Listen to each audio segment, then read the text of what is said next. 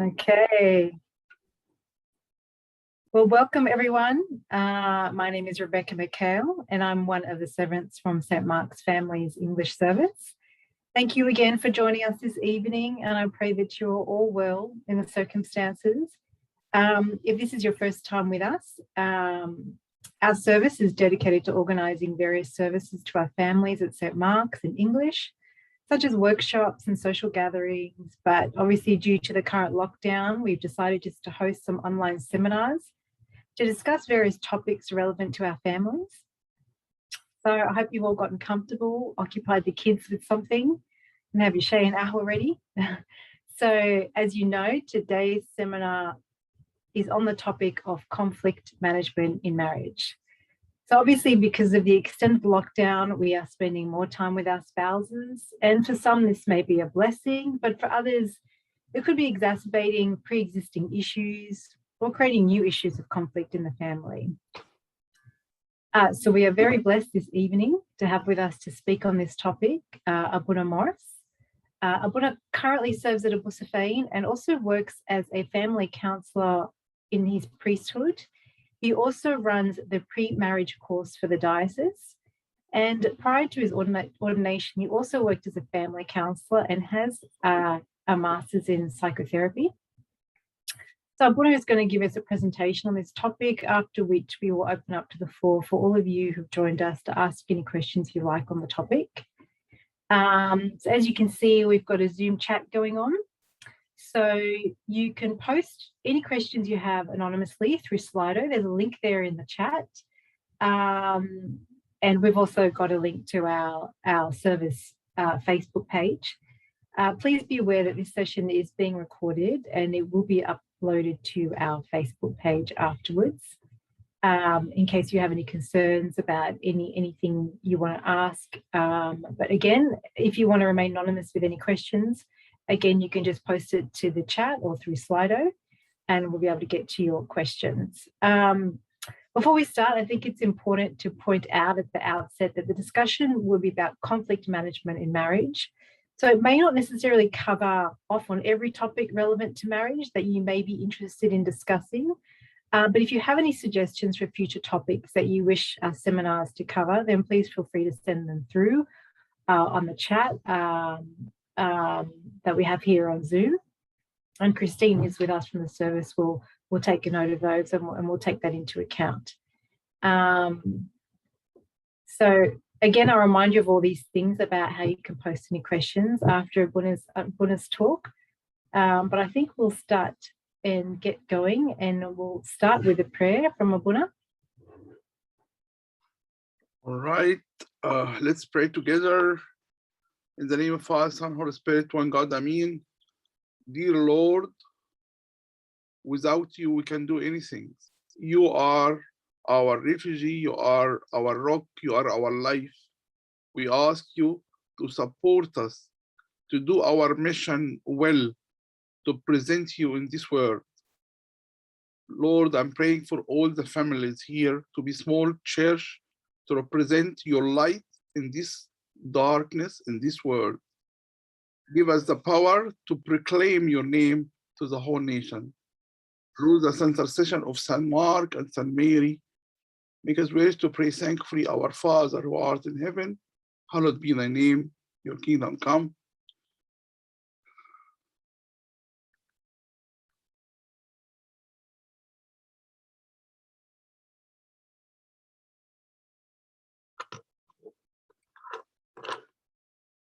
All right, thank you for listening to me. And I start now, Rebecca, or? Yeah, please go ahead, Father. Okay. Okay, remember this topic is very wide and very deep also at the same time. So it's not an easy to speak in public like that about, because every family have different dynamics. Okay, but I will speak generally, okay? Generally now, and I hope you can get some technique or some method how to deal with your conflict, with your emotion and all this stuff.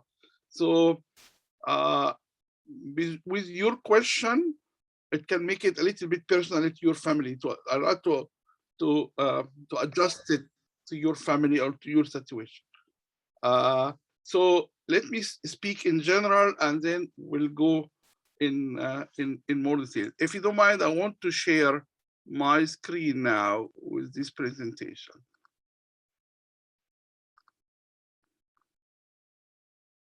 Okay. Before I go to conflict resolution, before I go to this, let me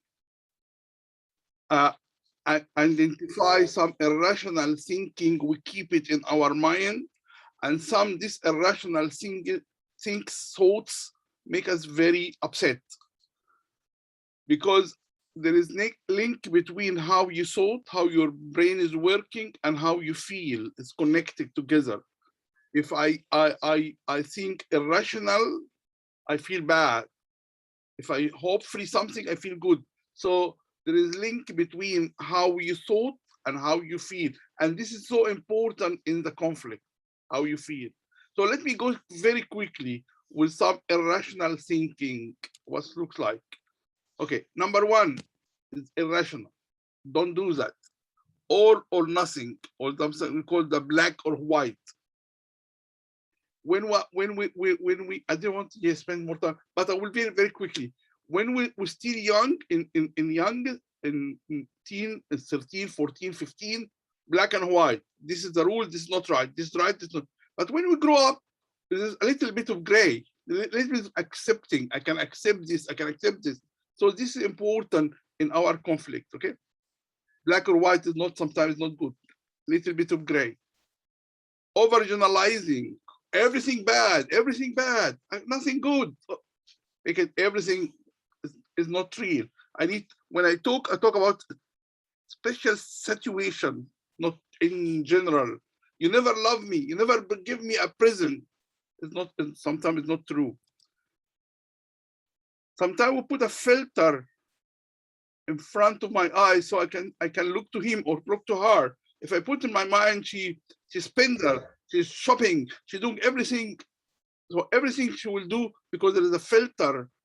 So I need to take this filter and see the reality as it is. And this will do sometimes automatically.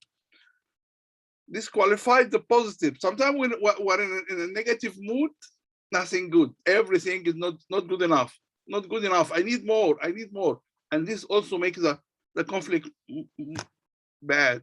Another big problem, jumping into conclusion. I jump straight away. When he say a word, I jump straight away. And then I get angry quickly. Just relax. Ask question. Don't jump into conclusion. Ask question. Just I'm jumping quickly. Magnification or minimizing. I make the small problem, I make it too big. Or I think there's something good, I make it too small. So please be careful if you have this type.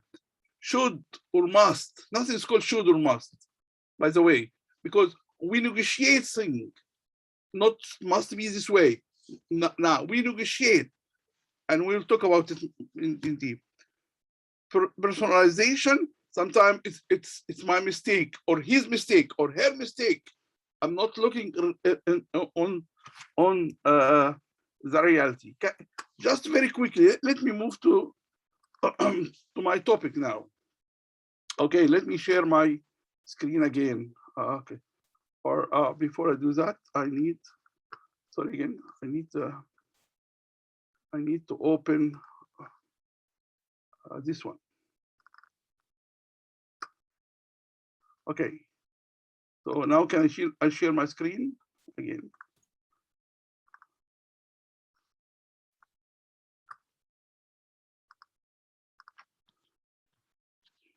After all this introduction, let us go to the topic. Okay, remember what I said before. Okay. Just a little bit idea about our brain, what's look like. Our brain, all the memory, everything in this brain, and now I'm very interested in small part inside your brain. It's called amygdala. This amygdala doing everything in the conflict. This is the reason for all my pain sometimes. So I want you to understand a little bit of anatomy, so you know how to deal with this member of your body is controlling everything. I want to understand that. This small part is exactly in the middle of your brain, just is exactly in the middle. And this part, the green one is amygdala, is working like a fire alarm. You know, fire alarm, when you are in the kitchen and you have a burning toast and the fire alarm went off and everyone jumped. And then you go check, not just a burning toast or just a Buna praying or some smoke or something like that, so I can clean it. And the fire alarm cannot discern between a real fire or just small things. So the amygdala working like that, working in your body like the fire alarm.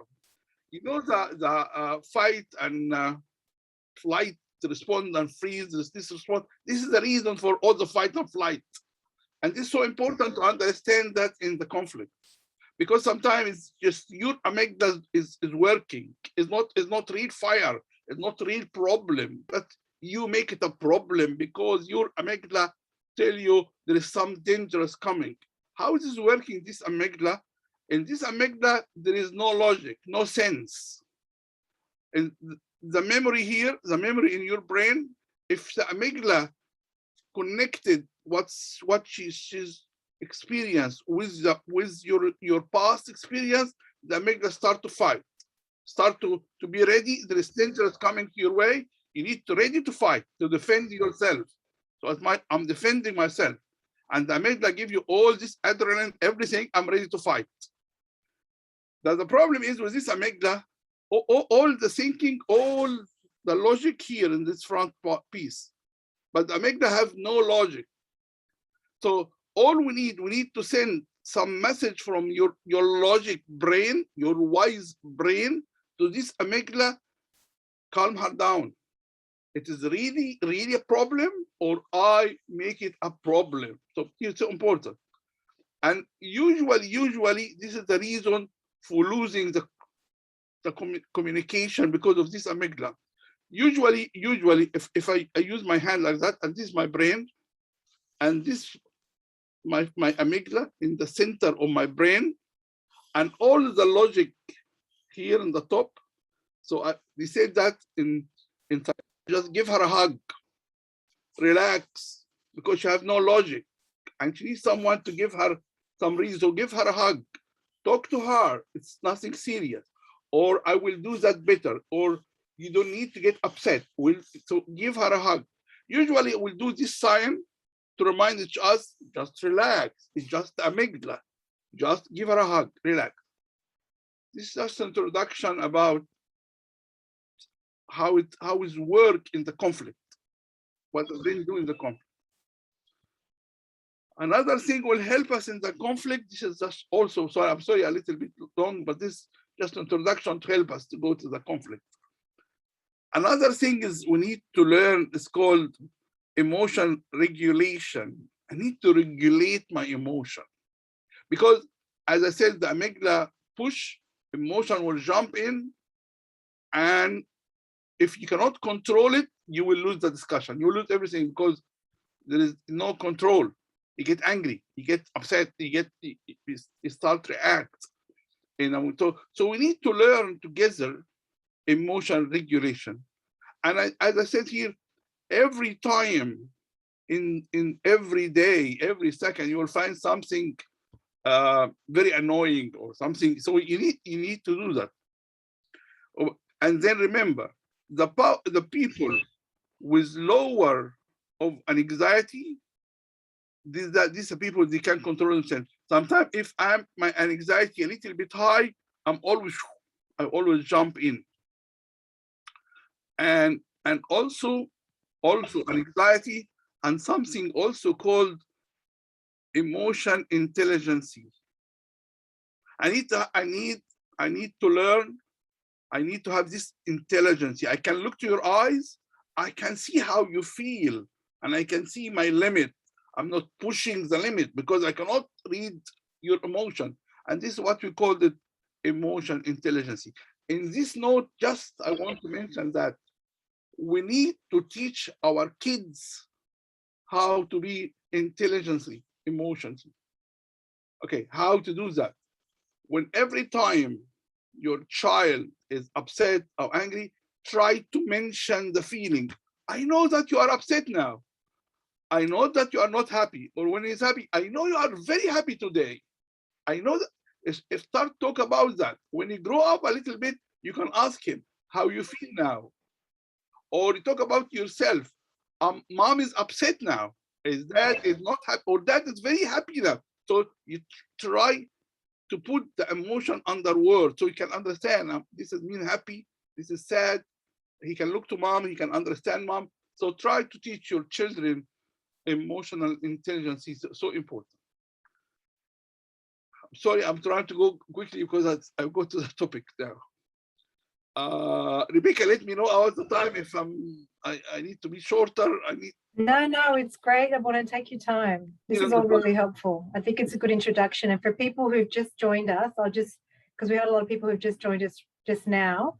So the father is talking about sort of the biological components of our brain that affect our conflict response. He's also talking about emotional intelligence and self-regulation, which are all important to understand, to learn, and so we know how to manage conflict in our marriages and in all our relationships, really. Thanks. Go ahead, Father. Okay, go ahead.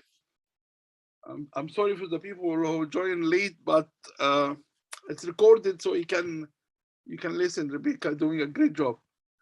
Thank you, Rebecca. Okay, back again. Self-regulation. Self-regulation is so important, and we need to remember how to do it. And how I can learn it. It is something you need to train for it. It's just training. It's by training, not education. I need to train myself. I need to be in the situation, and I said to myself, I will control it. I will control it. I will stop it, and then gradually you will learn it. Self-regulation, can regulate yourself. So what the first step is, try to delay between when you get angry and you react. Try to delay it. This is why I said when you feel that I'm get anxious, angry, I try to say to myself, okay, I will go to my room just to relax, or delay the reaction. Just think about, or go and have a shower, hot shower, just to let it go, and then I say think. Or some people is more. He said that I can go to sleep if at night. If you at night tell your husband, your wife, okay, let's go to sleep now, and tomorrow we'll think about it. It's just I need to give some time between your reaction and how you feel. This is how you control how you learn how the self-control regulation. Okay. Slow down. Okay. Oh, sorry, someone tried to call me from Egypt. So how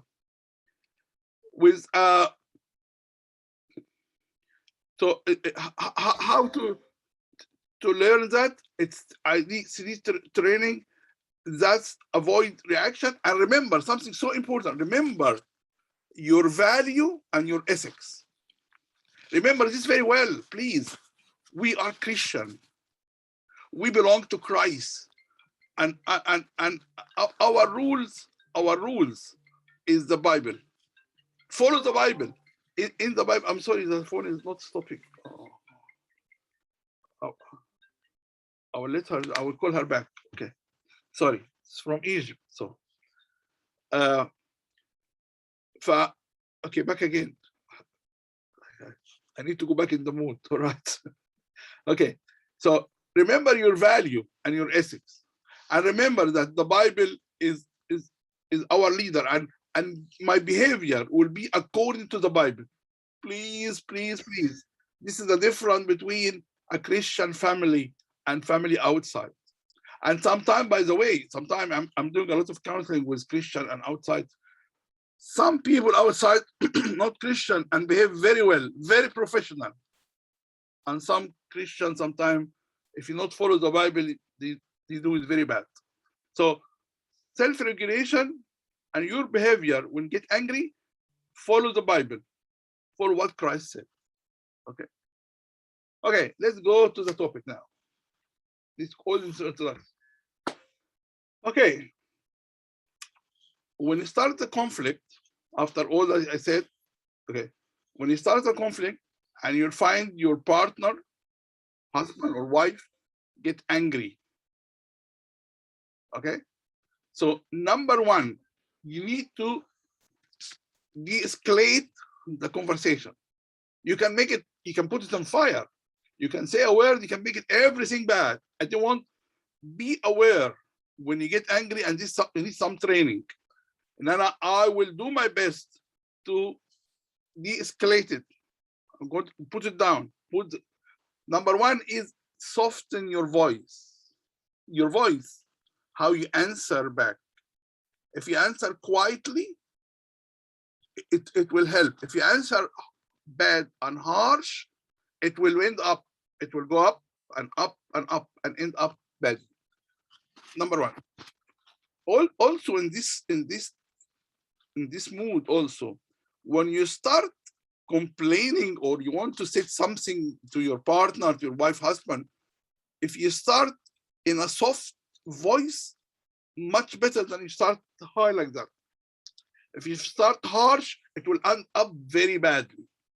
So how to start the conversation is so important sometimes. If you have some complaint, you want to discuss it, start softly. Softly. Darling, I want something to talk about it. If you don't mind, when you are free, I want something soft so that he can respond instead of, look, man, you are selfish. We start the problem. Okay, start softly, you will end up nicely instead of start harsh.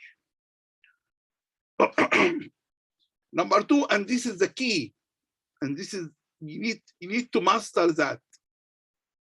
Acknowledge what you're hearing from your partner. Right or wrong, it doesn't matter. I need to acknowledge. Okay, I give an example.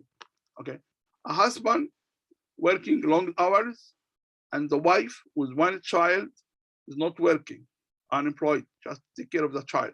Okay, he came after a very bad day at work and he opened the door into the house, big mess in the lounge room, toys everywhere, and big mess. And to make it worse for him, he stumbled in one of the toys and he would really fall. He get angry and start, what you are doing, this dirty house, and you do nothing. It was true, she starts very harsh. So the lady, the wife, can put him down or can make him more worse, make it more angry. You are a selfish, you don't care about me, and he gets more angry, and this is end up badly. But if he acknowledge, this is what I'm saying, acknowledge what your partner say.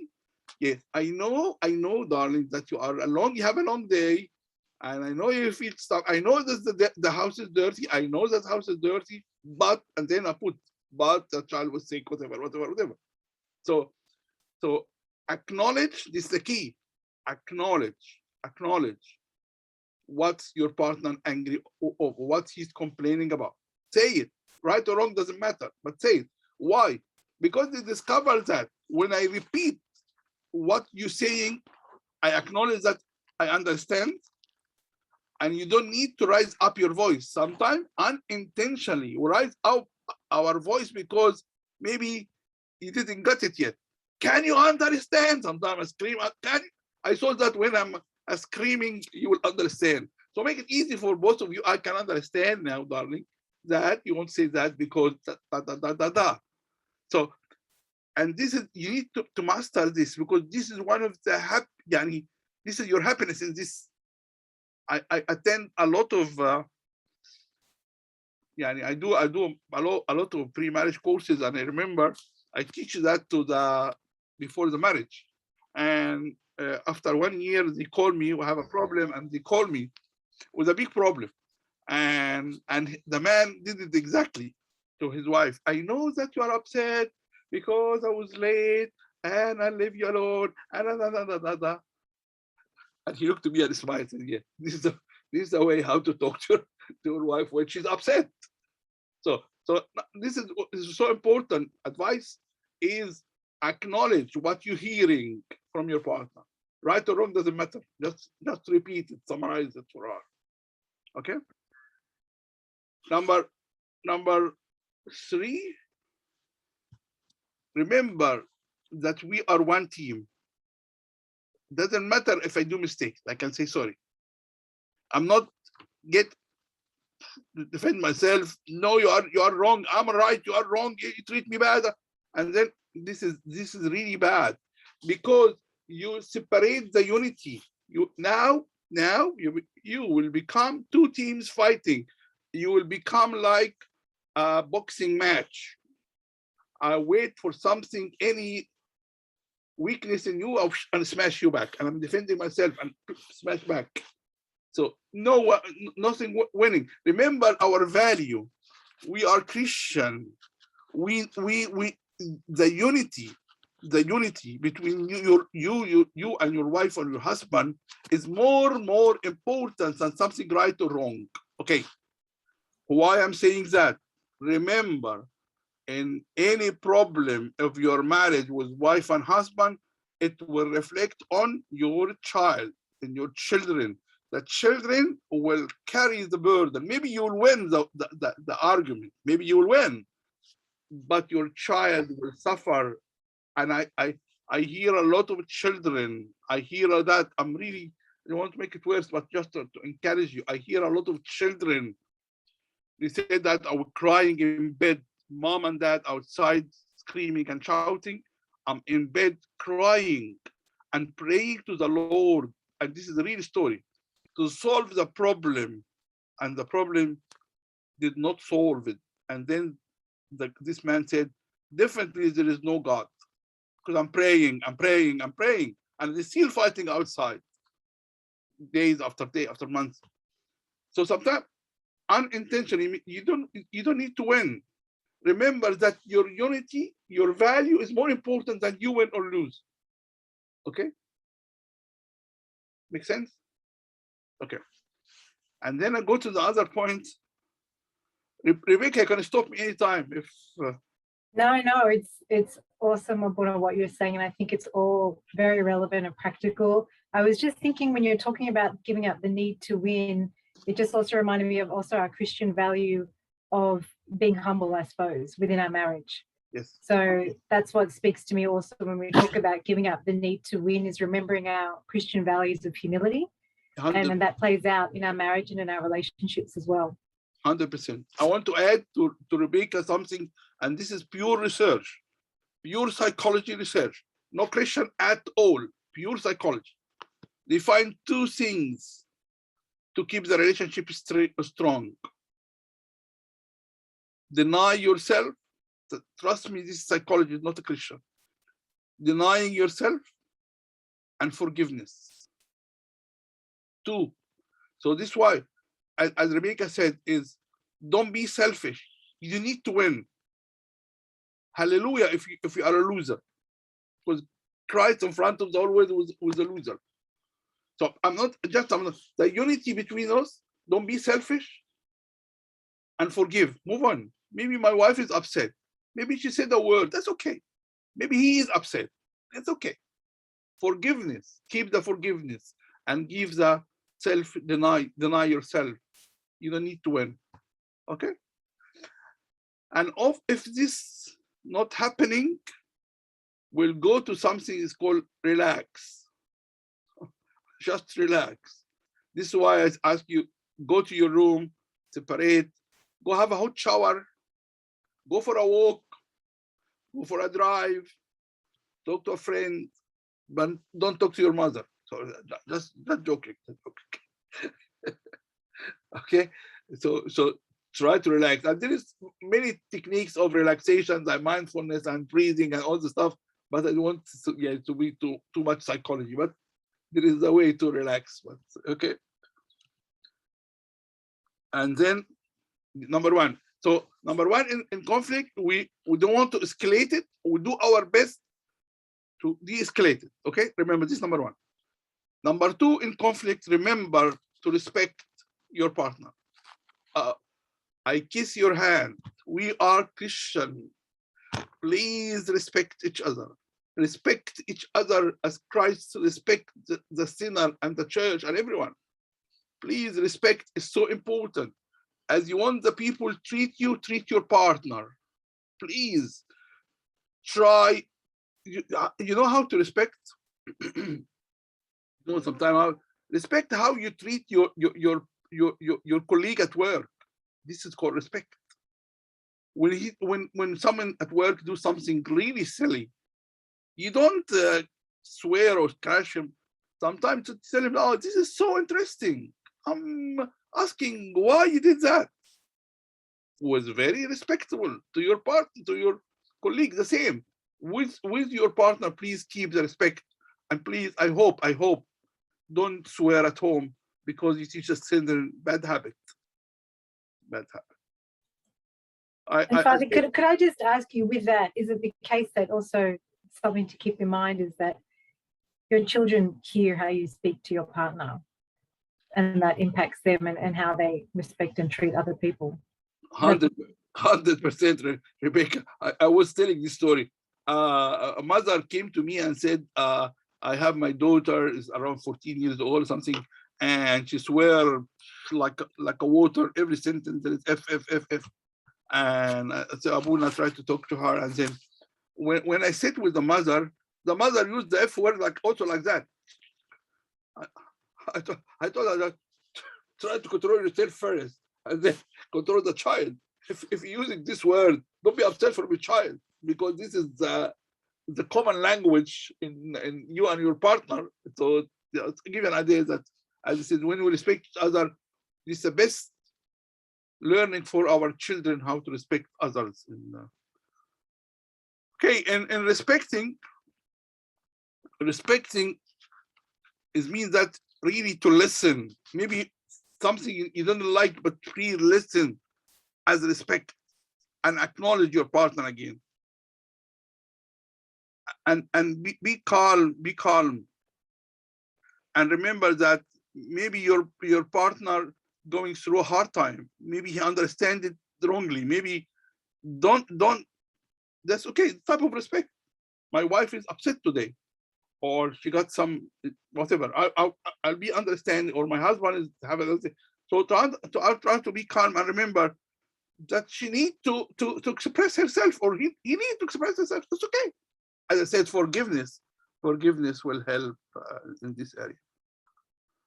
Okay, and then on to de-escalate, respect, and change the negative filter. You put it in front of you when you discuss conflict. Because if I put in front of my eyes that my husband do not love me, everything I saw through this filter.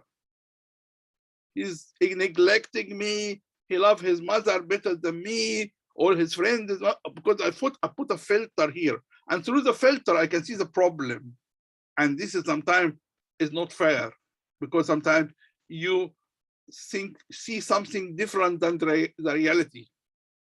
So one of the things you need to ask yourself,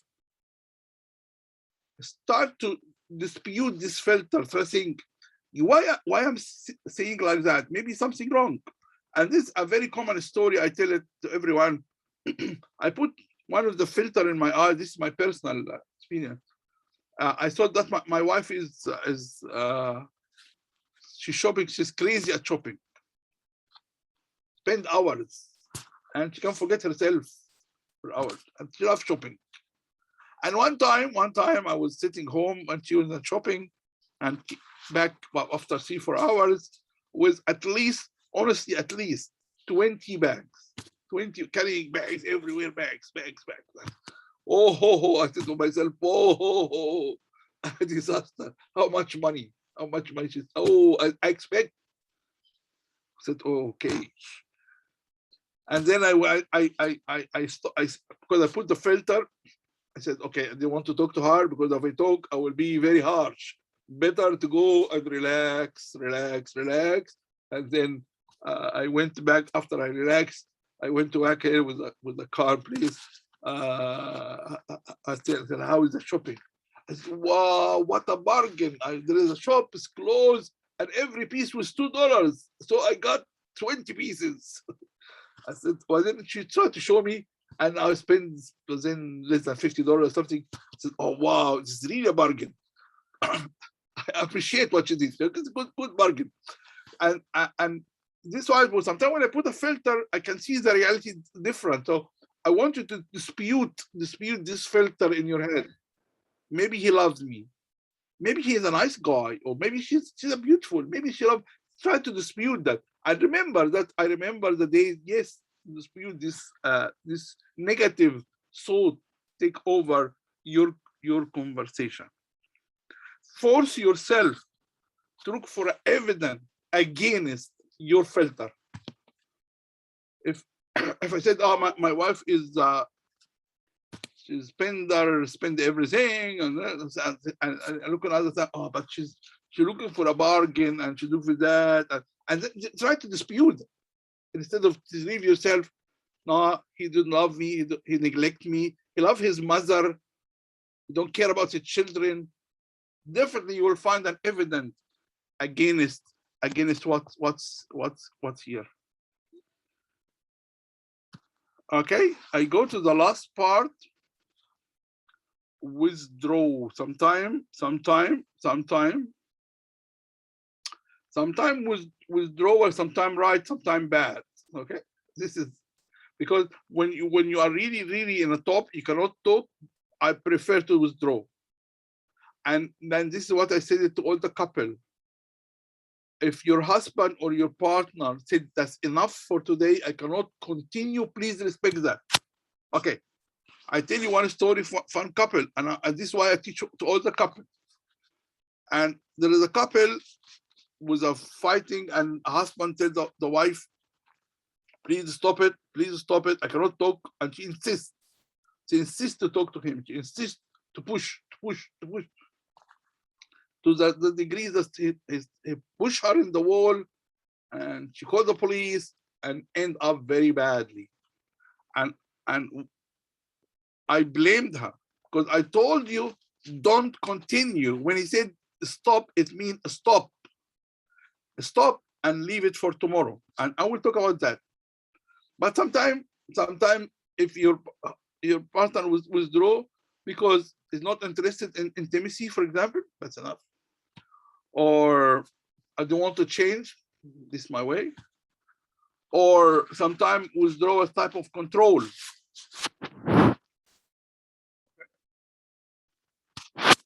I will explain this more later on. Or sometimes they want to get to fight. I want to relax. Remember that you and your partner is one team, and we need to find a solution. By the way, we are one team. And remember that your action will cause a reaction. Remember, everywhere you say, every swear, whatever, there is a reaction. Don't take it lightly. And then the last time, and this is why I was not withdraw, it is different. That time out. You know, then the basketball, they do this sign, time out. Because I cannot continue. I need to stop. It's different than withdraw. Withdraws up, I don't care. This is, we agree together. Can we leave it for tomorrow? We'll talk about it. And sometimes, as I said, sometime when we go to sleep, because when we go to sleep, my brain starts to adjust itself, think more clearly. So leave it for tomorrow, and we'll go to sleep. And tomorrow we will, after lunch, put a time. We'll talk about it again. Let's just think about it. Trust me. If you have time out, or you go to sleep, or next day, you will think more clearly, and we can find the solution. Sometime. Father, can I ask? I mean, that's a really interesting point, because often we are sent messages or hear that, oh no, you shouldn't go to bed angry. You have to resolve it. But what you're saying is sometimes you just need that time to sleep and de-escalate your own emotions and tension. Yep. I know that our old tradition, yes, it's nice if you can solve it before you sleep. It's beautiful, nice, hallelujah, excellent. but sometimes I'm too angry. There is more to talk about it, and the time is late, and when we're coming late, I get more angry. We're going nowhere. Please stop it. And I saw it with some Aussie couple. When they do that, they change the topic, and we're still in love, by the way. Okay, let's have something to dinner. Oh, I do some. Let me go over do. Still together. It's not. I'm leaving my room. I go to other room. No. Give me a hug. Let's sleep, and tomorrow we'll talk about it. If you can do it like that, it will be nicely because we reach something. No. Give me some time to relax. Yeah, I know that's the Egyptian style. Don't sleep before, but sometimes it's not helpful, Rebecca. Sometimes it's not helpful. Okay, and remember, just remember, some mistake we do it. Overgeneralizing, mind reader, and don't play the blaming game. Don't play this in your conversation. Please don't do that. Because easy you can do it. It's your mistake. You did that. The Bible said, the verse, Abuna, what? Come on, take it easy. Okay, before I finish, can I do another? I share my screen again in another one. Look this one. Okay, look to this one. Okay, inside all of us, 3 parts. Inside the 3 parts. If I do it like that. Sorry, my handwriting as much as I can with my mouse. So there is 3 parts inside you and 3 parts inside him also, or her.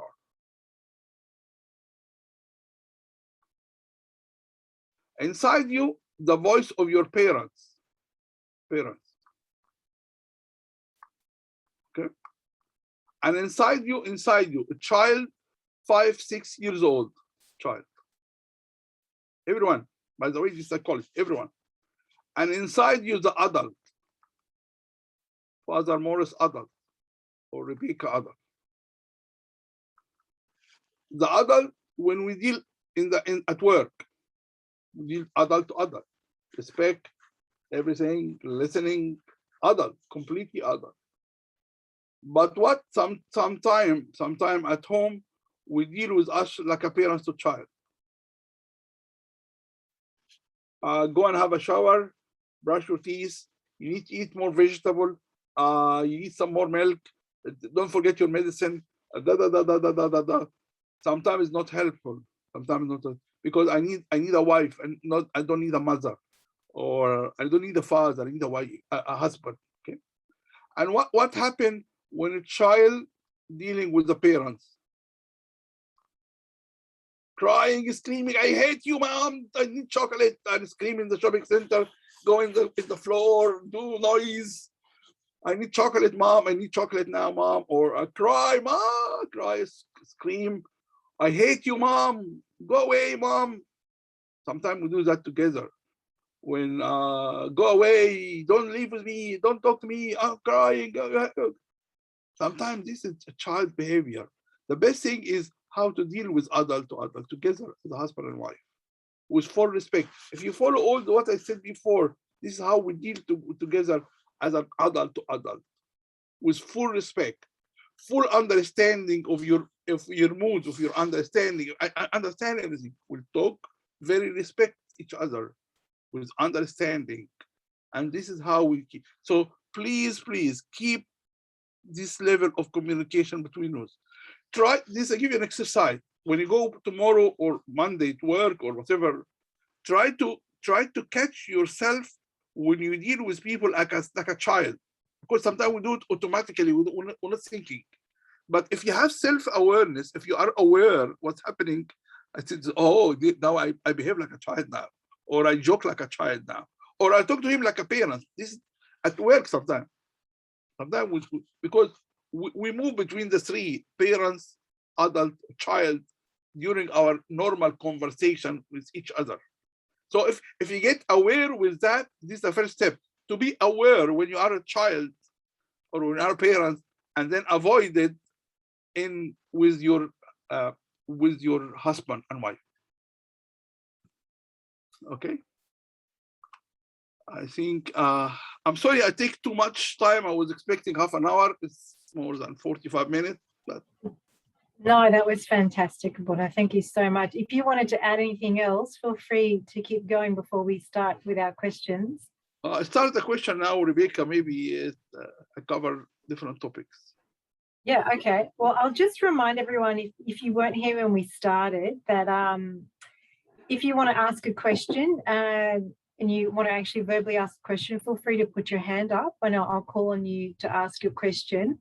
If you want to post anonymously, there's a link in the chat to Slido. You can also just type directly into our chat and I'll read out the questions. Abuna is going to be able to assist us in answering any of your questions. So feel free, and just like I said, remember that this is being recorded. So if you do want to remain anonymous, there's other ways to post your question, like I just mentioned. So we do have our first question here.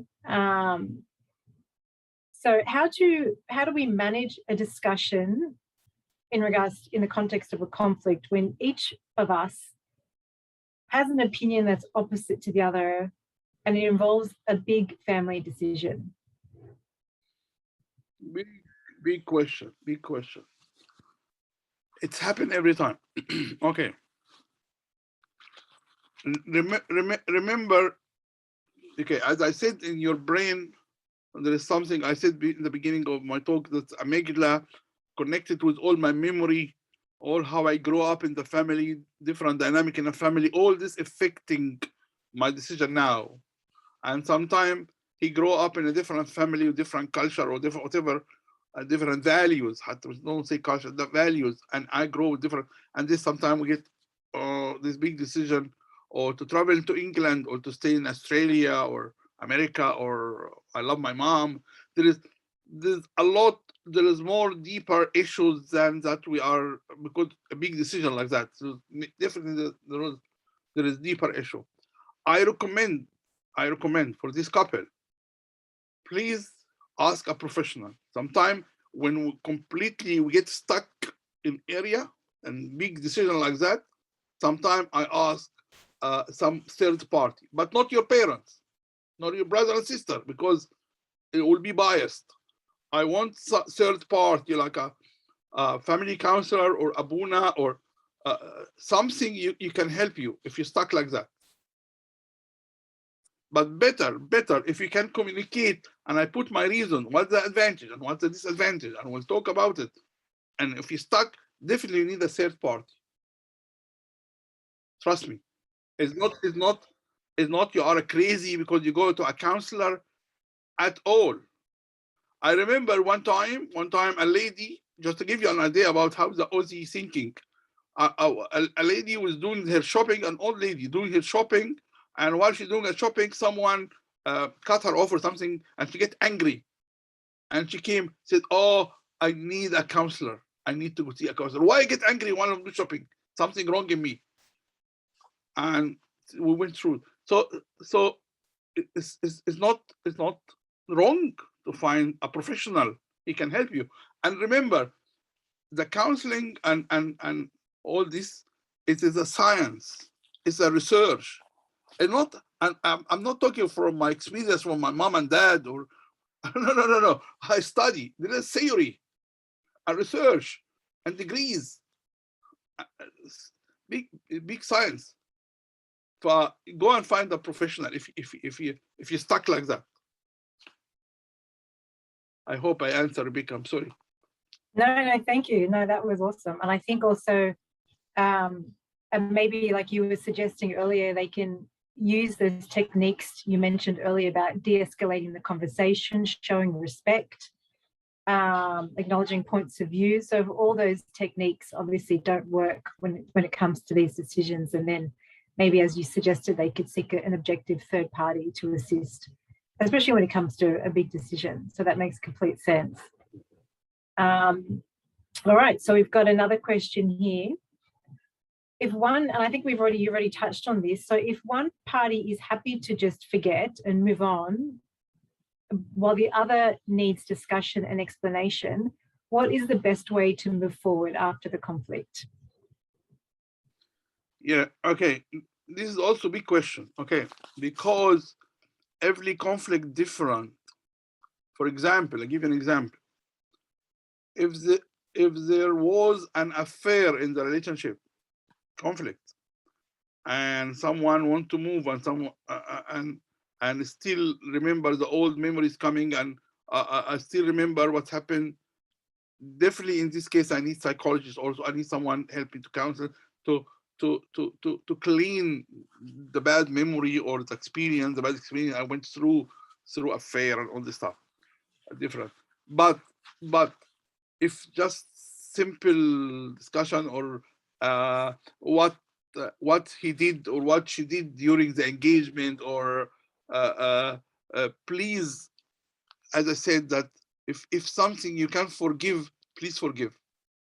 Sometimes I'm not forgetting, I still remember it, but I will forgive. And by the way, and I'm not preaching, it's reality and it is psychology.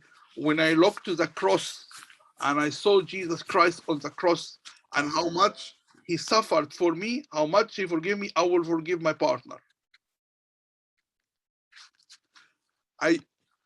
This technique also, it's helping, I'm sorry to mention that, in the affair. The other party, I said in affair, look to Christ, how much he loved the church and how much he sacrificed himself for the church, and the church not worth it. And this has helped a lot of couple go through this affair and everything beautiful, nice now. So to that degree, I can forgive. So please, if something easy happened in the past, please move on. Please move on. Don't let the past destroy your future. Because if you keep it, you still keep it, you will destroy your future. Okay. I think, I think what you said earlier is really interesting about two of the most important principles in psychotherapy when it comes to conflict management relationships is self-denial and forgiveness, which is also one of the most important Christian values that we have. So I don't think that's a coincidence. So we have to always keep that in mind. Yes, exactly right. Exactly right. Okay, we've got another question. Sure. So I think it's on the same issue. What if every discussion ends up in a conflict, referencing incidents that happened years ago, which are not relevant, and to the extent that I don't raise any concerns? Yeah. Please, I tell this man or this woman, please forgive. Don't bring the past. I keep this sentence. Don't let the past destroy your future. Don't still stuck in the past. You're stuck in the past. Try to move. If you cannot move it by yourself, you need help, professional help to let you move. But don't let the past destroy your future. Enjoy the future. Enjoy the present moment. Because sometimes the past destroys this moment. Don't allow that, please. Be smart. Be smarter than that. And if you need help, please ask for help. Yeah, I think it's a common theme that's coming out, that some people obviously struggle to let go of things, whilst others find it a lot easier. But ultimately, to move forward, you're both going to have to let go of these issues or what's holding you back. And as I said before, look to Christ. Pray more. Come closer to Christ. Repent. Come closer. You will find automatically the Spirit will give you a huge amount of love toward your enemy. But allow the Spirit to work inside you. Please. We enjoying the beauty to be a Christian, to be a temple for the Holy Spirit. Enjoy that. Will give you a new heart, a new man. Is beautiful. Enjoy it. Don't stuck in the old man. So prayer, spirituality will help a lot in this direction. So we've got another question. What happens if it's always the same conflict over and over again? Yeah. And one you've discussed many times before and nothing changes, or it changes for a little while? Yeah. This is a very common problem. Very common problem. I say something, but please don't be upset. But I'll try to help. Okay. There is something in life I can't change it, and something I must accept it and move on. Okay. For example, I try to tell my husband or my wife, please don't do that, and don't talk and get upset, and I did everything for a year, and I'm still doing. Sometimes the best way is accept it. Let's go. It's okay. This is a weakness of my husband or my wife. I will let it go. And instead of, I think you like you're hitting the wall. Come on, no change. Accept it and move on. Try to find another technique. Don't do the same mistake every day, every day. So try to be smarter and accept it and move. Okay, this is the best thing if you allow yourself to accept. And accept is different than I'm suffering in pain. Accepting, like for example, if this is the problem, okay, in my hand, this is my problem in my hand, and I put the problem here. I cannot see anything except the problem. Okay, but what do you think if I move it a little bit? I can see, and I still have the problem, but I can see different. Yes, I have a problem, but there is a lot of things positive around me. My friend, my church, my abuna, my mother, my dad, I still have a problem. So if you put the problem like here, this idea of accept, okay, move on. I have a problem, I acknowledge, but there is something beside that. Just in very quickly session, yeah. We can do it in a session in more details, but And so I just on that, I have another question from somebody. What if my partner's gotten used to the fact that I will always accept things because he will not change? So where do you draw the line?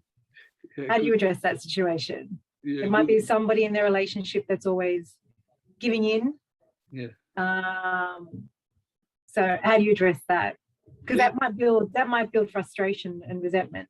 Of course, it would. If it's like that, it would end up badly. Yeah, it end up badly, 100%.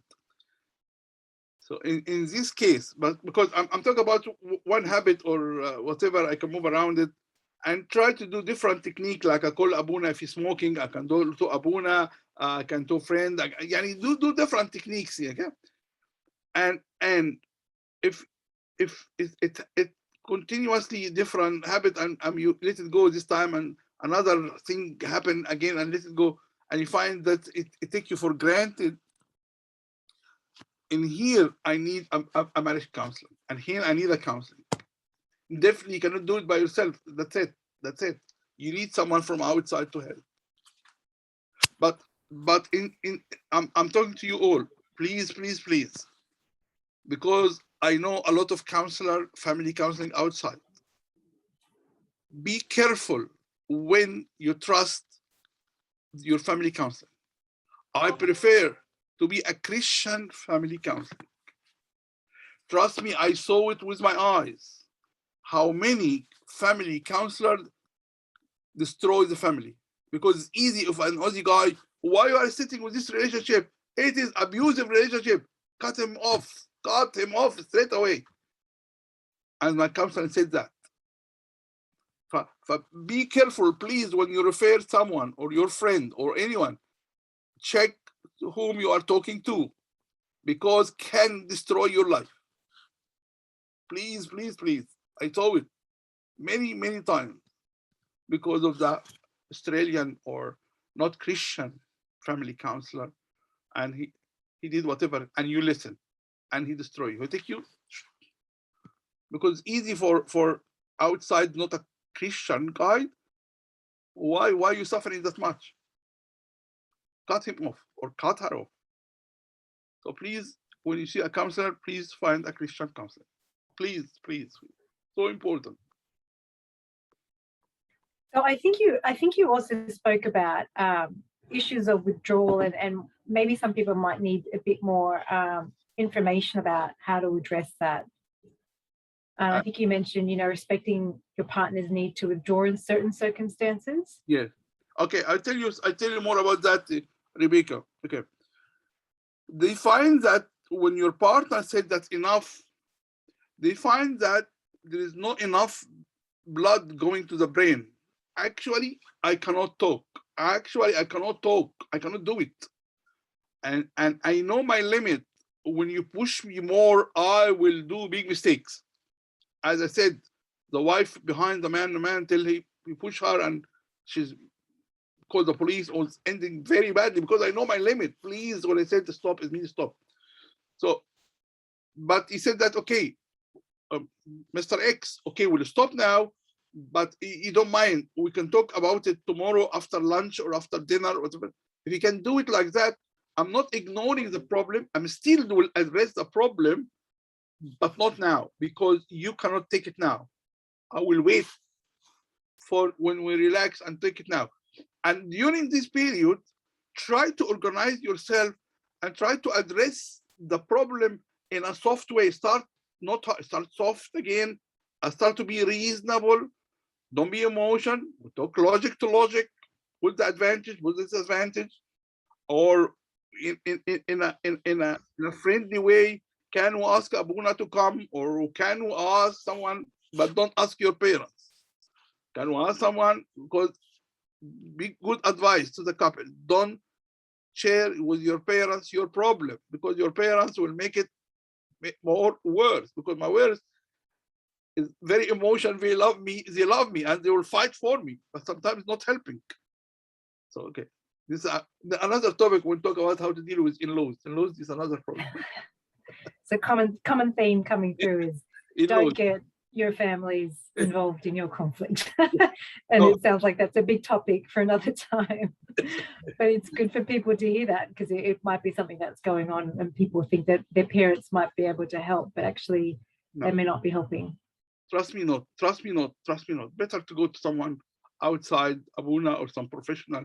Definitely will help a lot. Trust me. Yeah. Okay.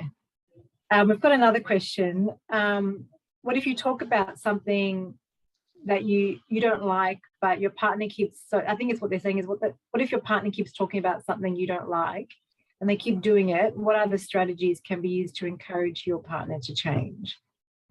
Good point. Very good question. This is a good question. Okay.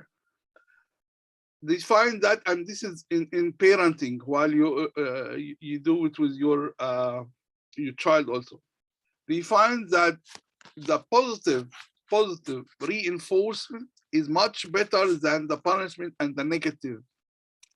And this is automatic in all our brain. Like if you do something good and say, oh, Rebecca, thank you very much for sending that. Oh, Rebecca, okay. And she will do it again because she got a positive feedback from me. So try instead of to get upset and negative and all this stuff, try to do the positive reinforcement.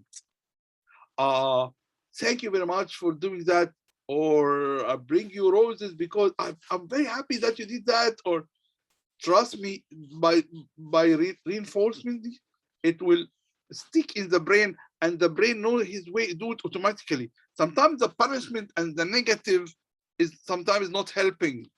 So try to be positive with your child and with your partner also in a positive way. Like for example, when a child bring me the bad mark in mathematics, whatever, he said, oh, you are stupid. I teach you many times. Oh, what can I do? I give you. It's not helpful. I know you are a good boy. I know that you are a very smart boy. I know that. But maybe this is sometime it went wrong. But tomorrow will be better. So this, look how completely positive. How completely positive. And this is why it happened in teaching and learning. They expect that your expectation make a lot of difference. They did this experiment. They went to a classroom, and the classroom very normal, very low classroom, nothing fantastic. And they do IQ tests for all the students, okay? And they take half the class, and they try to convince the teacher and the student that their mark of IQ is top, amazingly top. And they went to the end of the year, they find these kids, they were normal kids. When the teacher got the idea that the IQ is very high and the student feels that they're very high, their mark was very extremely high. Why? He said that your expectation of your partner make a lot of difference. And this is why I said try to change the filter. If you put that he's annoying, he never changed, he's selfish, and instead of I put, oh, he's denying himself for us, he's doing that. Thank you, my darling, he did that for me. With this, your soft tone, I think will help. But if you're stuck, try Abuna, try something outside. If you're stuck, I'm talking too much, Rebecca. I'm sorry. No, it's awesome. I think everybody needs to hear all this, and I think this is a common issue faced by a lot of our families. So I've got another question here. My husband talks to me with disrespect in front of the children. I bless him and don't answer, but my kids are starting to learn this way of disrespect. And I think you've already touched on this as well, about talking with respect and how it impacts our children and how important it is to always remain respectful. Trust me, I want to add this, Rebecca, because it's so important. Trust me, that your kids need both of you. You are the support for your kids. Trust me. You are like a life support for him. He cannot do it by mom alone or dad alone. He needs this too. So if you put his father down in front of him, your father is selfish, look what your father leave us, this is not helping the child at all. Trust me, at all. And will suffer. And this is the research said, he will suffer. They discover that the kids under problem at home, this is the people, they got depression, all type of addiction, bipolar, because the brain, the small brain, the brain of the child, 200 milliliter start with, and we grow up to be a liter and something. So during this growing up time, he needs the atmosphere, he needs to be loved, support, mom and dad supporting each other, so the brain can grow normal. But if mom and dad screaming and shouting and dad is very bad, mom is really terrible, the brain is not developed softly, nicely, and here is the problem will happen. So please act. If he didn't like his father, he didn't like his mother, please act as you are in unity together. So don't let the children share your problem. Can I tell you more story? Well, it's enough. Yeah, no, go on. I think I just in this, yeah, yeah. No, go ahead. Go ahead. Go ahead. You know, very common, and I saw it in my office. Very common, especially with a girl. She's very anxiety, very anxious to commit in a marriage. Why? Because my mom put me in her problem with my father while I'm 7 years old. My mom bring me and say, look what your father did, I'm trying to talk to my father talked to my mother. I'm in the middle. When I grow up, I want to get married. No. So unintentionally, you destroy the future of your child. Trust me. So don't do this in front of the kids. No, big no. N capital, O capital. Conflict in front of your kids. And support in front of the kids. Sorry, Rebecca. Yeah, no, I wanted to keep going with that. But Christine, did you have a question? You've got your hand up. Yes, thanks, Rebecca. And thank you, Abuna. This is very insightful. We're getting a lot of questions through Slido, which is absolutely great. And I'm just acknowledging that I'm getting them all, so please keep them coming. What we're trying to do is to make it flow in a bit of a sequence. So I'm just going in a certain order, but we'll hopefully answer them all today. Some are a bit off topic, which we'll try to address at the end if we have time, but please keep them coming through and I'll be posting them in the chat as well. Thank you. Great, thanks so much, Christine. So I just wanted to go back to that question of Buna. In this situation, the issue is the wife is being respectful to the husband, in the way she speaks to him, but the husband isn't. So what can the wife do in that situation to maybe get the husband on board to understand the impacts of how he's speaking to her and how it's impacting the kids? Sometime in this case, and I saw it a lot, sometimes they need abuna, or I hope the someone from outside, or another technique, and I find it very useful if they have a prayer time every day together. We called it a family prayer time, and this is the best thing to teach your children how to pray. At least 10 minutes every day. 8 o'clock. We are in a lockdown. No one go out. 9 o'clock, curfew. Okay, 9 o'clock is our prayer time, or before the kids sleep, whatever. And that the children can playing around me while mom and dad praying. It will help, trust me, because I bring Christ in the middle, and he will talk inside your heart, the heart of your husband, the heart of the wife, and we'll take him an example. And I said back again, keep your value. Don't lose your value, please. You are Christ. You are Christ in this relationship, and do like Christ. And the wife, you are the church. You are the church to the Christ. Please, I don't know what to say. I kiss your hand. I kiss your feet. Please do that. We are Christian. We need to proclaim Christ to the world. How we can proclaim when we are fighting? We miss our goals in life. How we stand in front of God in the judgment day, and he asks you, I give you this family. What you did, man? And the man is a priest of the house. Sorry, I will relax. I will relax because I get anxious. Thank you, Abuna.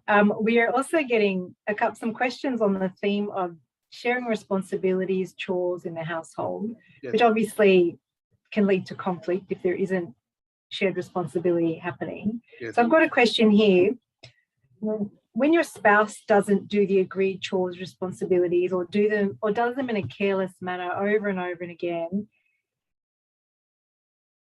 how can we have consequences for them not doing them? So I think probably what the issue is, I suspect this is obviously a source of conflict in a relationship. And I think this is certainly a common issue amongst couples. So how is this something that we can address? Yeah. Definitely, I'm saying to the couple, definitely we need to share the work at home, 100%. 100%. Mom is having a child, wake at night, feeding. Please move, man, move and help. I'm sorry, I'm saying that. Or, but if you think deeper, if you think, see why he not share or what she not, mainly the man. Maybe because I'm thinking, yeah, maybe his mother, while he grew up, spoiled him. He's a spoiled kid in his family. So I know the youngest child was 3 sisters before him, and he said, Abuna, whenever I need a cup of water, I said, water. All the girls run, give him the water. So when he get married, he expect his wife do the same, and he get upset because the wife didn't bring him the water while he's sitting watching the television. So try to understand that and try to address that with him. Darling, I'm too tired. If you can help me, because and one of the language of love is act of service. If you love me, do something with me. This is how I can understand you love me. So please, I'm thinking to all the man, husband, please help your wife. Please do whatever. Please look to Christ and do what Christ did. Go and do the washing. Go and hang up the clothes outside, man. Oh, and in the same time, for a wife, help him if he doing the mower or take the rubbish out, or try to help each other. Try to help it. Yeah, it will put the love in the relationship. When I find my husband helping me or my wife helping me, it's beautiful. When the relationship in love, trust me, this is heaven. You are living heaven. So please move. As I said before, as Rebecca said, selfishness is killing the relationship. Don't be selfish. Don't be selfish. Be like Christ, and this Christ told us. Don't be selfish. But please, you're right. Get annoyed when I sit down and my husband not sharing, not do his part. At the same time, lady, don't be lazy. Don't be lazy, and then and also in this note, but this is a little bit outside, but I won't say it in case some disorder, mental disorder, some depression, when the wife got this type of mood, I didn't want to wake up, or didn't want to move from my bed. My home is not clean. Sometimes it's the depression. And sometimes I said to the wife, sometimes it's out of your control. Sometimes you need some medication to fix it. Sometimes. Okay? Not because she's a lazy, she's nothing, she doesn't love me. Think of that. Think deeper. Why he is not helping? Why she's not helping? Why she's maybe depression? Maybe she needs medication. Maybe to make life happier. Sorry, repeat. So, in that scenario, what do you think is the best way for the partner who's feeling frustrated that their other partner isn't taking ownership of the chores? What do you think is the best way for them to communicate those feelings to their partner, to encourage them to get involved and help? If she cannot do it by herself in a nice way, in a kind way, in a soft way, whatever, please let Abuna you share, and please pray together. Also, we'll push him a little bit. Push him. Read the Bible together. Do a little spirituality. Make the spirituality part of, because automatically when you pray, you can feel that Christ, no, I need to do this. I will do that. My wife is tired. I need to give her breakfast in bed. I will do a cup of tea for her. Small stuff like that. And remember, the small stuff like that will flourish the love in the family. I hope I answered. And if you're stuck, just give a call. I've got a big question here. I don't know if you can answer it, but I'm sure many people want to hear the answer to this question. How many years of marriage does it take after which you will have no problems? Oh, wow. Very good question. Don't be shocked. I will say it, but don't be shocked. All right? And this is all researches, all books. It's not me. They said that we have no problem, or to be transparent and to understand each other fully, it needs 30 years, 30. Okay? Why? I make sense. I make sense. Because every step in your life is a new step. Like we are engaged, different stages in life. Now we are married, another stage. Now we are parents, different. And now my kids go to school, another stage. My kids is teenager, and then my kids are married, different stages. I'm grandmother now, it's different. And after you go through these stages in life, now you'll become one. This is the book said that. Sorry, did you just say 30 years? Yes. Still, Rebecca, so still from when you're married, it's 30 years of marriage, yeah. And you're all good by then. Okay, we're going to hold you to that, Abuna. I got a while to go. Okay. Did everybody hear that? That was 30 years, and everything will be perfect. Yeah. And I would love to. When you said you don't understand me, of course I didn't understand. It takes some time to understand each other. It hasn't been 30 years yet. Yeah, exactly. Be patient. You gotta wait. That's actually somewhat comforting also to know that you still got some way to go. Yes. So manage your expectations until you hit that 30-year anniversary, and then obviously celebrate that one. Yeah. That's a great response. I was not actually expecting for you to put a number on that. So that is actually really helpful. And I'm really, if anyone he's here that's been in a 30-year marriage, I want to hear from you. Let us know if that's on point for you. Okay. All right, here's another question, somewhat different, but it's also an important question. who is responsible for the kid's spiritual life? Particularly, it's in this case, if we are from different Christian backgrounds. Oh, wow. Interesting question. Yeah. Usually in our Coptic church or our Orthodox family, the Greek or Russian or the big Orthodox family, and this is why we do in the wedding, we consider the husband is the priest of this church, small church. This is why in our marriage we put this garment on the top of the husband. We call him that you are the priest of this church, of this family. So usually, say that the husband is the priest for the church, for this small church, and he needs to pray and he needs to take care of the responsibility, spiritual responsibility. This is in front of God, and as God will, and this is my responsibility that I give you this talent, the wife, the children, as a husband, and you need to lead them into heaven. You need to stand in front of God with your family, and God will talk to you as a man, because you represent me. God will say to you as a man, you represent me in this family. You must act like me. I act with you in a personal level. You need to act that with your child and with your wife. So I think, for my opinion is the husband is responsible for the spirituality of the family. But if you have different background, or he is not Coptic, is not Orthodox, is whatever,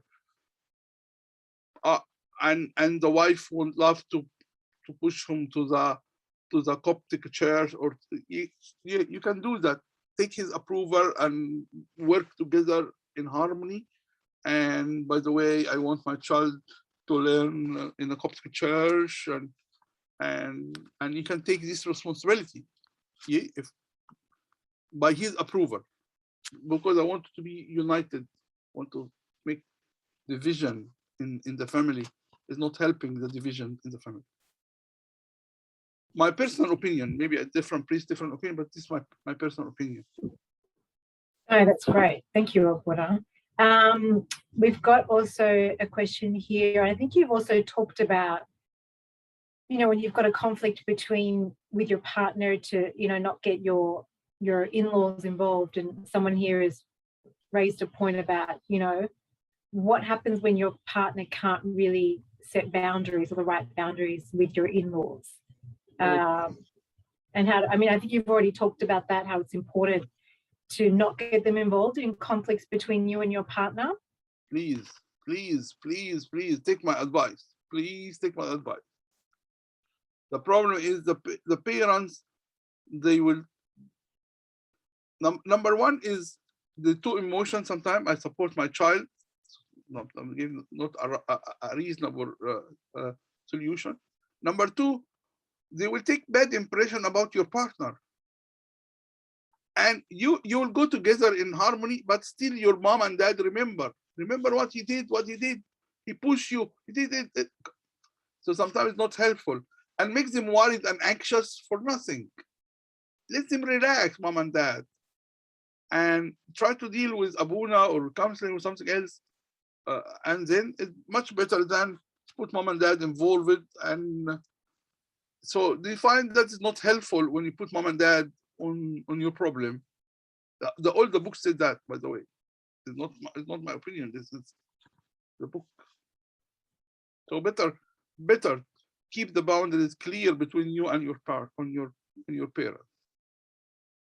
You have a new family.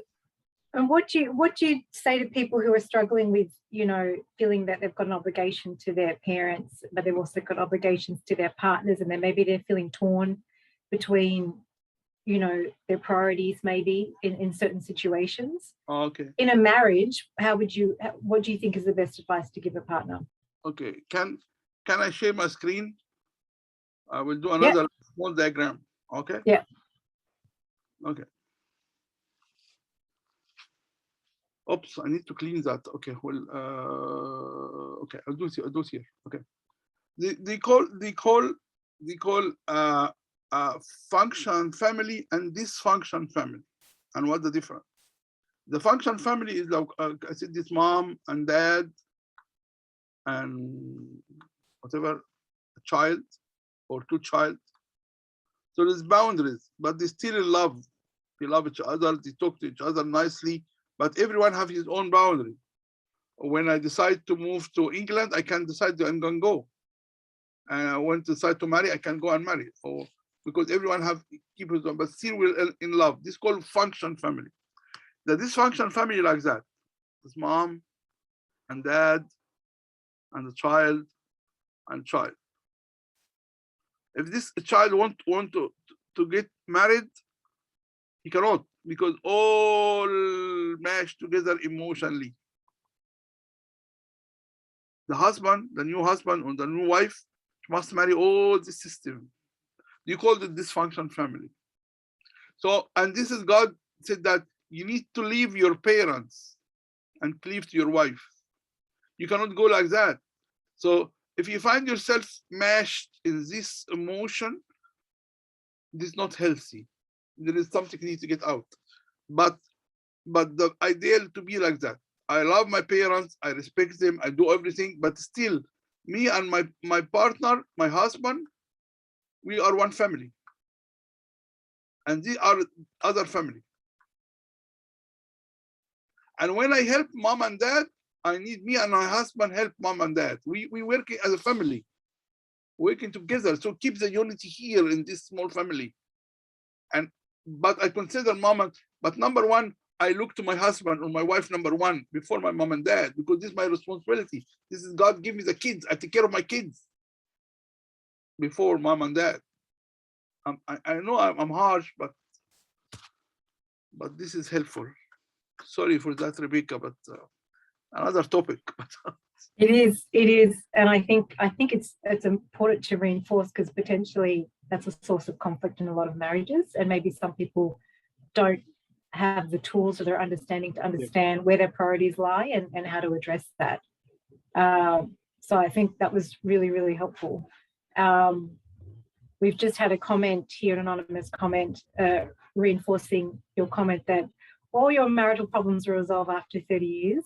Someone says, thank you, you are definitely right, because I've been married for 20 years and I think we have only 1/3 of the conflicts we used to have in early days. So that's reinforces the theory. Thank you very much. That it all ends in 30 years, and it gives comfort to everybody else who hasn't reached those milestones yet. Yes. That hopefully it gets easier with time.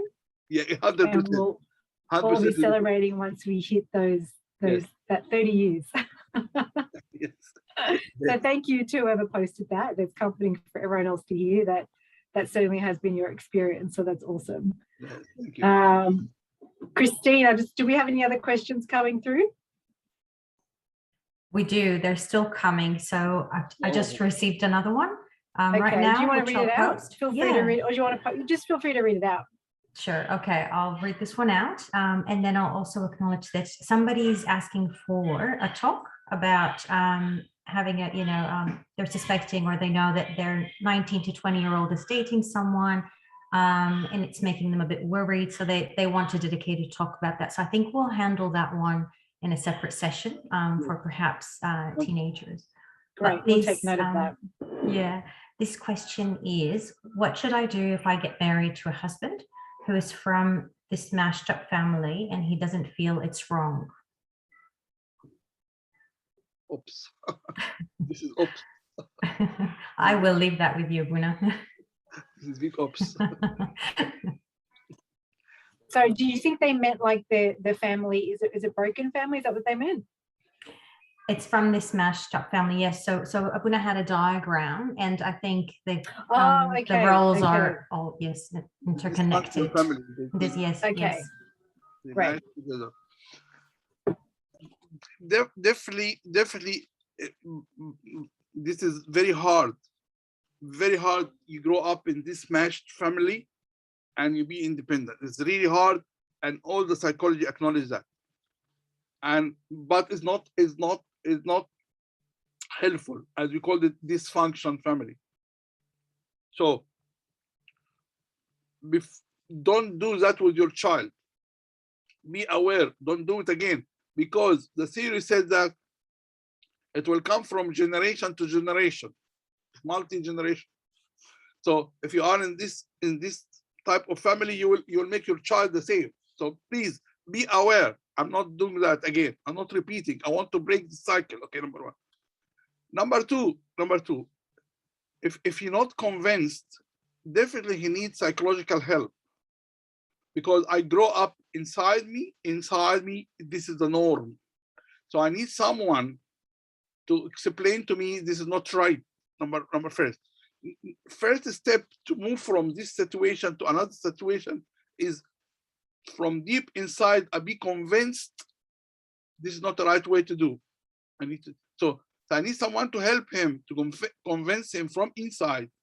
This is not healthy.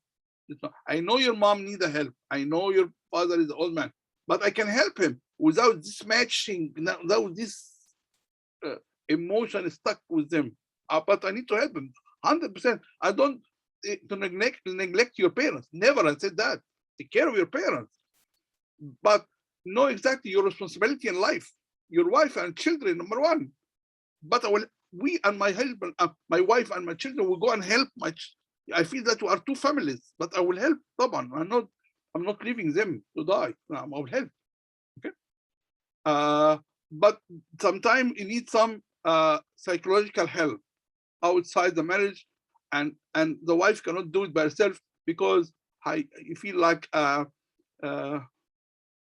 conflict in interest. It was called what you call it? Interest conflict. What you call it? Conflict of interest. Yes, this is the one. Yeah. Yeah, because you want to be by yourself. This is a big issue, and this is one of the reasons we call that when the wife trusts the husband when she saw that I am number one in his life, not his mother. This is very common also problem with if you attach with my mother more than my wife. The wife cannot trust the man because you prefer your mother. If I'm dying, you will jump to your mother, not me. You let me die and you will jump, you save your mother. And this is a big effect in the relationship of the family, 100%. So if you cannot manage it, please ask for help. Please ask for help. It's too deep to solve it by yourself. And I think does that go back to what you were saying about that part of our brain that affects our response to conflict, and that part of our brain that, amygdala, I think that's what you called it, is impacted by our growth, our experience, our environment growing up, past trauma, I suspect.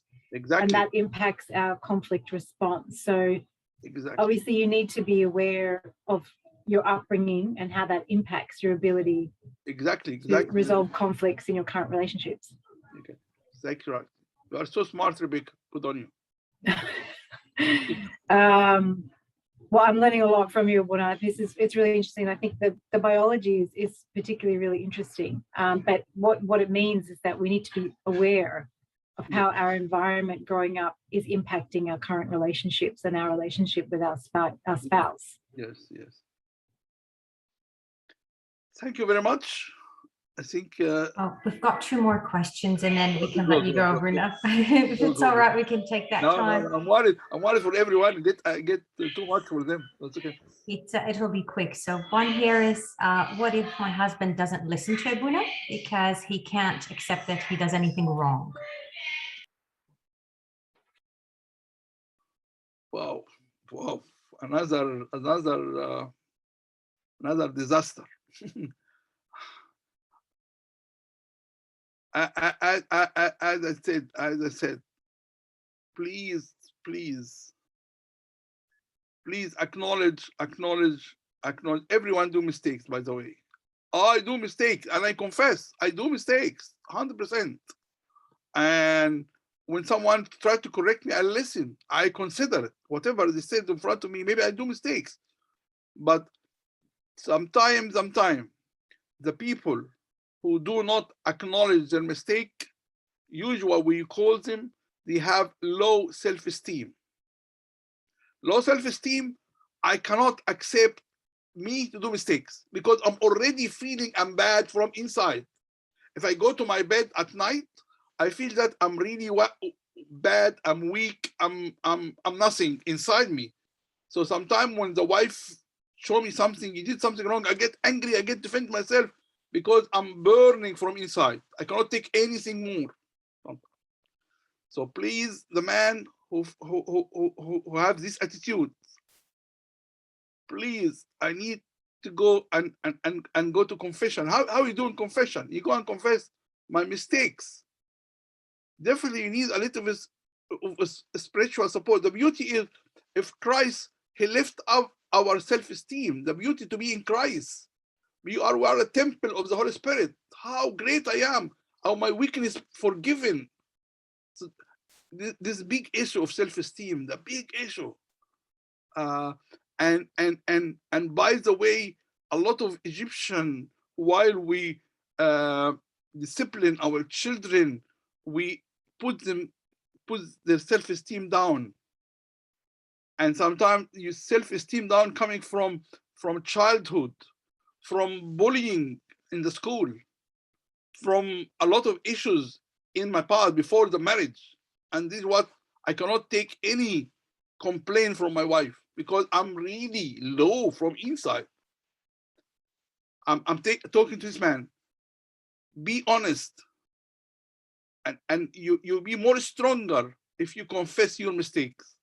Everyone do mistakes. No one free from mistake. No one. So please be honest and accept mistakes. And if the wife is treating you not fair, talk to her reasonable and listen what she wants to say. Maybe she's right. Change the filter and say, oh, maybe she's right. Let me think about what she talk about. So maybe this will help, because this is another disaster leading to the divorce one day. And you want that. Definitely, I would love to talk to you more and more and more. You can feel that I'm very, very anxious, very zeal. I want to push. No, we love your passion, Abuna, and it's so helpful. And these are all really big issues that everybody needs guidance on. And some of them are really complex. And as you said, sometimes we need some assistance from an outsider. Yeah. So it's awesome. Christine, did you have anything else? I saw there's another question in the chat. Did you want me to read that one out? Yes, if you could read that, that'd be great, Rebecca. My daughters are actually having a Zoom class on the other side. Okay. All right, we've just got another question, Abuna. What are the things that I don't, this is a really interesting question. What are the things that I don't need to share with my partner? And they've given the example, I help my family financially. Do I need to let my spouse know about that? So obviously they must be talking about maybe their parents or siblings. Is this something they need to tell their spouse about? Okay. Ideal. According to the books. Okay. I need to share everything with my spouse. I need to share everything. The ideal. This is the top unity. We are one. Okay. But sometimes I can feel that is my wife is a little bit selfish, or a little bit of yeah. Try to consider your wife. Do I help my parents with sometimes too much, or but you need to discuss it, this one, because some people over helping their parents. Some people can take from their child and give it to his parents. I didn't like that.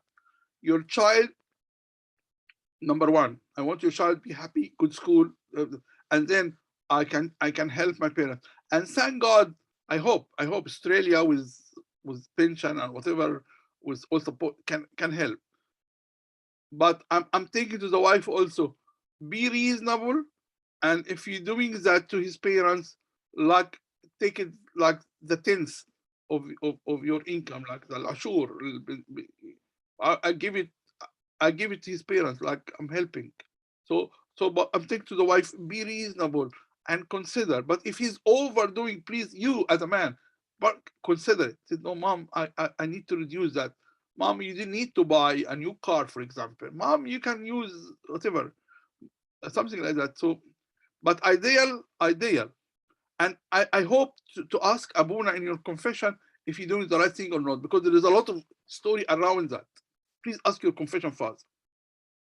But ideal, I hope we can work together, because if the wife discovers that, it will be a disaster, because you break up the trust. Oh, when you break the trust, oh, another problem, big problem sometimes big problem in your life. So please ask your confession father, at least if your wife told her that I'm agree with Abuna or whatever, instead of you are a liar, you do that, you take my money and give it to your parents, and big problem. I can see. Be wise. Sorry. No, that's awesome. I think that's a good point, Abuna, that there might be more complex reasons why behind that person is not telling their spouse from the outset that they're doing this. So maybe it is a good idea to get the advice from your confession father to address those issues. Yes. All right. Well, thank you so much. I think we are going to wrap up now. So thank you so much, Abuna, for your guidance. It has been amazing. And I'm sure everybody who's listened in, including myself, has taken so much from what you said, particularly the 30-year, the 30-year. Still a way to go, Rebecca. Perfection in our marriage. And thank you to everyone who posed questions. And I hope that you were comforted by Father's response to all of your questions, and it really assisted you. So as Christina has posted in the chat on the side, we will be having another seminar in 2 weeks' time on the 4th of September, which will be facilitated by Kiro Salib. And it'll be very much a continuation of the things that were raised in this seminar, but it's going to be about how the conflict in the family impacts our kids. So the Born today already touched on so many of those things, but we're going to delve deeper into that in the next couple of weeks. So feel free to keep an eye out for that notification about that seminar. Feel free to like and follow our Facebook page, which has been posted on the chat there if you want to get updates. But obviously we'll send out information in the church email as well. So thank you again to everybody. Abuna, do you mind just saying a short prayer for us again, just to end the session? Yes, I want to thank you all for your patience, more than around 2 hours now listening to my voice, and thank you very much. And I'm offering whatever help you need. Please, you have my number, call me, take appointment, and come and see me if you need something very personal, all right? And remember that I love you all. Remember that. Honestly, from my heart, I love you all. And I wish one time we'll have a big meeting in heaven together around Christ. God bless you all. Okay, let's pray together. In the name of Father, Son, Holy Spirit, one God. I mean, dear Lord, we offer our life to you. In front of your majesty, we bow down and let you lead our life. You are the leader of our life. You are the source of our life. You are everything. Take care of our families. Take care of your church. Take care of your children. You help us during this hard time. Through the prayer of St. Mark and St. Abu Sifin, make us wish to pray thankfully, our Father who art in heaven, hallowed be thy name, your kingdom come. Forgive our trespasses as we forgive to trespass against us. Not lead us into temptation, but deliver us from evil. God be with you all, and go in peace. And كل سنة وانتم طيبين of St. Mary. Enjoy the feast of St. Mary. Right. Thank you so much, Abuna. Thank you so much again. All the best. Thank you. We'll see you face to face. We will. God willing. Thank you so much. Pray for us. Thank you so much. And thank you to everyone again. Bye. Bye, everybody. Have a good Take night, care. everyone. Have a blessed week. Bye-bye.